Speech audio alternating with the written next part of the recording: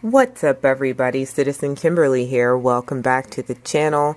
Hope everybody's doing good today. And today we're going to be discussing Season of the Witch, written, directed, and edited by George Romero. Definitely not your typical witch movie, but let's hop into it. As the story starts off, we're introduced to Joan, our main character, and she's walking through the woods in this fabulous smock. I mean, I'm telling you, it is straight out of the 70s, and if it were available today for purchase, I'd be all up on it. But she's walking, and she is getting eaten up by these twigs. I mean, the branches from the forest are smacking her. Her husband is unscathed. She just keeps getting knocked out. Poor Joni. Her face is getting ripped to shreds. You know, as we get a close-up on her husband, you can tell that he's got this tweed jacket on. He's working on a fabulous comb over. He's got tunnel vision. He's just walking straight ahead. And she is looking at him like, do you see this? Are you here? We get that Joni and this man, her husband, are completely and totally disconnected. She looks over at him again through this dreamscape, and he's got his newspaper, and then all of a sudden he's got an egg in his mouth. I suppose that's his daily breakfast. And the egg is on the side of his mouth, and it's disgusting. And so they're still walking through this magical forest dreamscape. And over to the side, to her left, she sees a baby. And we see this baby and we're like, huh? Hey baby. And she looks like, hey baby. And then as a viewer, we're wondering, well, why is the baby Asian? So we look at Joan in her daily life through her kind of disassociative, unhappy marriage, and her husband wakes her up in the morning and she's just kind of like blah, and he's taking the L because he really doesn't care. He gives her an air kiss from the bed while she's sleeping, and she looks completely bored. So by this time she's taking some L's herself, but we're not really sure if she's aware of it. Perpetually, Joni has this face on. So we watch Joni through her daily life, and we get to see her in her waking moments, which are very boring, and in her sleeping moments, which become rather interesting because, again, we're kind of diving into another dreamscape series where she's being shown around her own house, and you can tell that Joni is very familiar with her surroundings as she's walking around, but there's this realtor dude who's like, okay, yes, and here's a table over to the side, and oh, and this is Greg. He's going to be our groundskeeper. I'm pretty sure that they don't say the name of the title character, Greg, but they say, hey, here's this young man, and he'll be doing the groundskeeping, and the young man's awfully chipper. He's like, haha, I'm here to serve you. And Joni's just kind of looking like, oh dear. But I can't really figure out if she's like giving him like the side eye or if she's like frightened, because quite literally Joni does have this particular face on throughout the entire film. And so she's walking around the more familiar surroundings of her house, and she's being attacked by this man with a mask, and she's frightened, of course. And she turns to her right, and she can see herself as an old woman. She's like, oh my gosh. She runs up the stairs, and she's like turning to the left, and there's the old woman again, and she's like, oh my gosh. And she tries to throw herself on the bed, but she sees herself there as this old woman. Now, the old woman's not dead. She's alive, but she looks like she's dead. She's got, this gray film over her face, and Joni is just, she's out of her mind. And who wouldn't be? Like, all of the color is gone from her skin, and she's this old woman. And that I feel like age is what is frightening Joni. Age and the life that she's living is what's frightening Joni, and she just doesn't know how to handle it. So onward to the next scene where we follow Joni and Jack, and they are at a party, and you can tell this is kind of like the repetitive normal thing for them to do, to go to these parties, and you can look at Joni, and she looks around, she looks to her left, she looks to her right, she's looking up and down, and everybody is laughing. And the sense that we get from this character is that she is surrounded by people, but she feels completely alone. And I think we all know what that's like, to be in a room filled with people and everybody is laughing and they're having a great time, and these conversations are going on and the women are chattering about their husbands and the men are talking about work. And you're like, I feel completely alone and everybody's laughing, and I'm just going to put on this face because this is what I'm supposed to do. But I'm really not feeling it, and I feel all by myself, and I don't even know why everybody's laughing. This is what Joni's looking at, and she has to carry on. She's listening to her husband's colleagues read Mad Libs, dirty Mad Libs, and she still has to keep this, like, everything is great, and I'm really enjoying what I'm doing face on, but you can tell that that's not what it is. But Joni does have this one friend named Shirley. Now, Shirley, she's kind of a cool chick. She's about maybe 10 to 15 years older than Joni, and they decide during one of these nights out where she is away from her husband because he's away on business, and Joni goes out with her girlfriend whose husband at this point in their marriage really doesn't care what she does. And they go to see a local witch named Marion. Now, she's not the regular witch that you might be expecting. She's kind of fabulous. And they get to her house and they're sitting down, and Marion's going to give Shirley a tarot reading. Now, Joni's sitting in this witch's fabulous little dwelling, and she's kind of looking around, and she can see the tarot spread, and she looks over and she can see her bookcase filled with all these books, and she's looking at the titles, and she's feeling like a little bit sketch, and she, of course, looks frightened. So Joni and Shirley decide to go back to Joan's house, and while she's there, she bumps into her daughter, Nikki. Now, Nikki is hanging out, and she looks over to her right, and she's like, oh my gosh, it's the man from my dreams. She doesn't know this guy, but when they see each other, it's like love. It's like love. It's like love at first sight, and she's thinking about all kinds of things, but she suppresses it because she's Catholic, and that's what she does. And the guy's giving her the flirty signals, and she's just like, Nikki and Greg have this friends with benefits kind of association.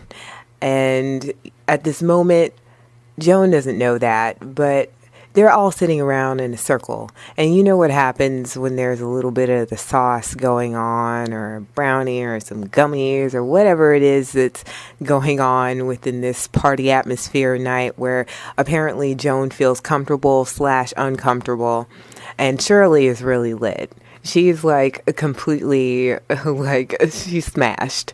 And everybody gets into this conversation where, you know, when you have those conversations and you're sitting around at a party, and maybe it's like a closed circuit party, and everybody, the conversation can either go really, really good, like you really are getting some information out of it. Everybody's getting some sort of knowledge or juice. You feel like you're really connecting and the conversation is interesting, or it can fail miserably, where everybody's trying to be like extremely smart.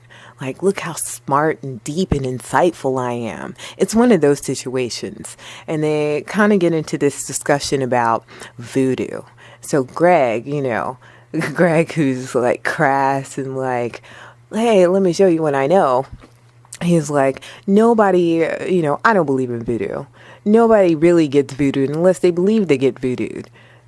So you have to let the person know if you're going to put some voodoo on them. And that's the point. It's all about the mind. So Shirley gets up and excuses herself. And Joan and her daughter are sitting there. And of course, Joan is giving Greg the side eye perpetually, continuously. And he takes out a cigarette from his pocket and rolls it up. And Nikki's like, what are you doing? And Joan's like, what are you doing? He's like, let's test it out. Let's see it. And Joan protests. She's like, no, you can't do that. You can't. I'm not going to let you do that. Nikki's like, come on, Greg, let it go. And he's like, no, it's not going to hurt her. We're just going to pretend. So he rolls it up like it's, special sauce. And Joan is like mortified. But here is a turning point. Here's a turning point in the story where we kind of see a dark side of Joan pop out. And actually, this is where the story begins to morph into maybe sort of a Jerry Springer, Maury Povich kind of story. It's just right there on the edge of being completely ratchet. So Shirley returns and Greg gives her this special cigarette. And Shirley is over the moon. She's like, no way. Yes. And Joan is like, but Shirley, and then she stops herself and she lets Shirley continue on. So Shirley takes a puff of the special cigarette and she is really, it's like she's been hit.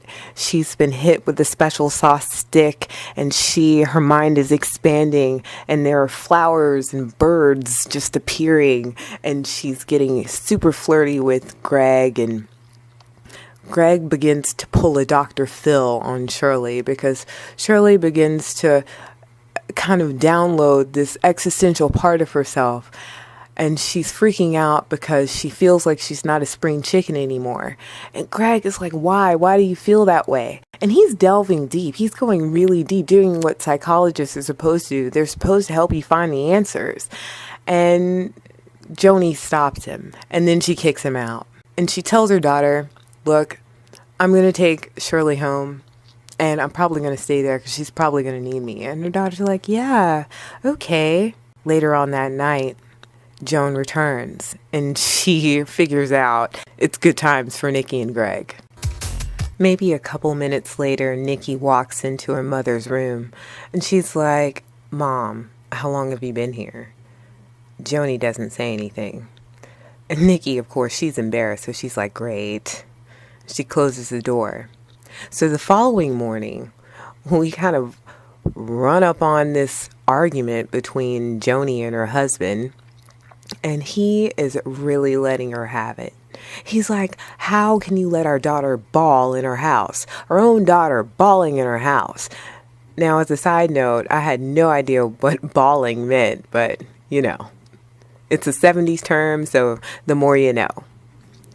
Out of the blue, he hits Joni, smacks her twice, and Joni just takes it like a hurt animal. And here is where I'm going to end my plot analysis for the movie, and I'm going to go straight into my thought. Hungry Wives, aka Season of the Witch, was initially released in 1973, but the distributors for the film had a problem with kind of finding an audience or marketing it, and when it first came out, it failed. So after the success of Romero's Dawn of the Dead in 1978, they re-released it under Season of the Witch. And, it wasn't that critically acclaimed. I suppose it's because there wasn't too much of an audience back in the day in 1972 or 1973 for, occult films. So they tried to make it sexy and it didn't really work out. And I do believe that this is Romero's self-proclaimed feminist film. Now, I wouldn't go that far as to say it's like a feminist film, like people are revolting, like Joan, this 39-year-old Pittsburgh housewife, was really, oppressed. Maybe she was oppressed of her own making, but it wasn't society's oppression. Like, I wanted to know more about Joan because since I felt like Joan kind of made her own reality, like, what was Joan's previous reality? Is she sad because she grew up in this Catholic household and she just took the steps that her family made her take, or did she make mistakes when she was younger and she had all these other choices, but she didn't think that she could do it, so she settled with this man who obviously she knew was a creepy creepster? Like, what happened to her? Like, was she happy? Did she have that fairy tale life and one day roll over and realize that this is not what she wanted and this dude is just, not that cool of a dude and that she had the wool pulled over her eyes? Or did she walk into it completely aware that these were the choices that she made? And I think that, you know, at some point, everybody in their life wakes up and they think, what the hell am I doing? You know, is this what I wanted? Or did they just go along with what was happening around them and they didn't stop to take their own power and make a change? Or maybe they did say, hey, I'm going to take my own power, but before they got a chance to do that, it's like the momentum was going, the ball was rolling, and there was nothing left that they could do, and they just settled, and now they're trapped in the cage, in the jail of their own making, in the confines of their own mind. And that's kind of like what this film made me think about. Other than that, I really felt like this film was deep, you know, in that way. And I felt like the scenes with the initiation and the occult scenarios that they had going on, that, you know, somebody did some studying.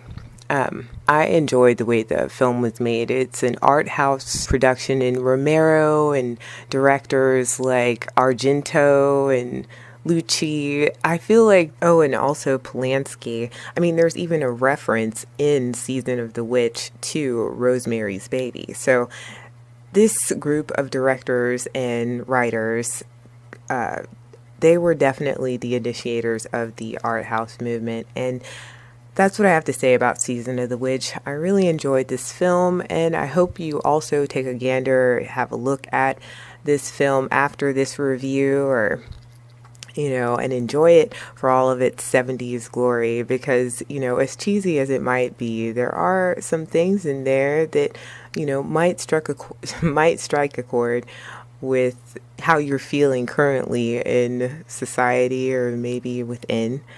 And that's going to do it for this video, because I think I've rambled on long enough, and really at heart, I'm a big, huge movie geek, so I suppose I could go on forever. I could just keep going. This review could be like an hour-long review, because I could talk about all the things that I thought of while I was like watching this film. And I hope you enjoyed this video. I hope you take a look at this film and, you know, look at it through new filters if you've watched it before, or look at it just for the sake of looking at it because I said to look at it. And if you enjoyed this video and you like what I'm trying to do on my channel, please don't forget to hit the like button, and don't forget to share, and also subscribe to the channel. And as usual, if you're into it, watch it.